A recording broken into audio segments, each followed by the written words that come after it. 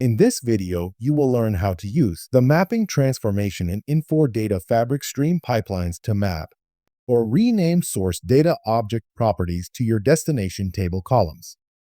This video is based on Infor Data Fabric Release 2020-604. This is designed for data and ETL administrators who need to make the incoming fields more readable or match the existing target schema. This typically happens during the build phase of the pipeline after your target table exists and before you run your initial load. Before getting started, make sure you have access to Data Fabric and you have access controls to create and run stream pipelines. First, confirm your destination table and index are already created. This is required to complete your pipeline build. Next, click the Create New button to start the build of your pipeline. With new pipeline builds, configure the pipeline by establishing a name and setting a destination for the data. Notice the canvas automatically includes the data object and table components.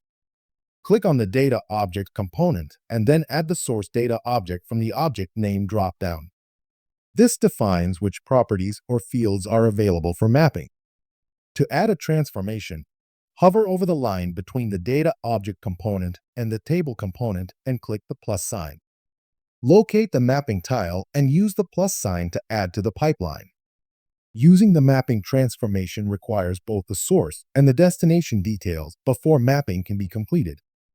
Use the table component to choose the destination table for your mapped data. Now that the source and destination are defined, open the mapping component again to complete the setup. There are two ways to map properties. The first method is to manually map each property to each destination column.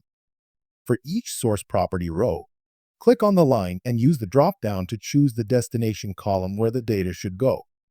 This gives you full control, but for large objects, this method can be time-consuming. The second method is to use AutoMap. AutoMap will do its best to match fields based on exact or partial name matches.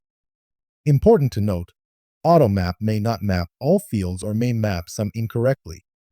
So best practice is to review every AutoMap field before accepting them.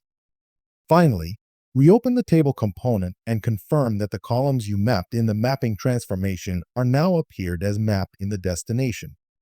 Note the top two properties in this example have been mapped from the data object property to a different destination table column name.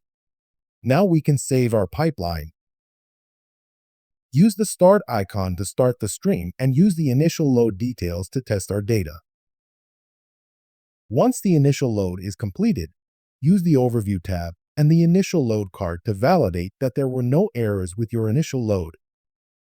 Then check the destination table to confirm the data landed correctly and the fields align with your destination column names. You have now learned how to use the mapping transformation in Infor Data Fabric stream pipelines to align source properties with your destination table columns, either by using AutoMap or with manual mapping.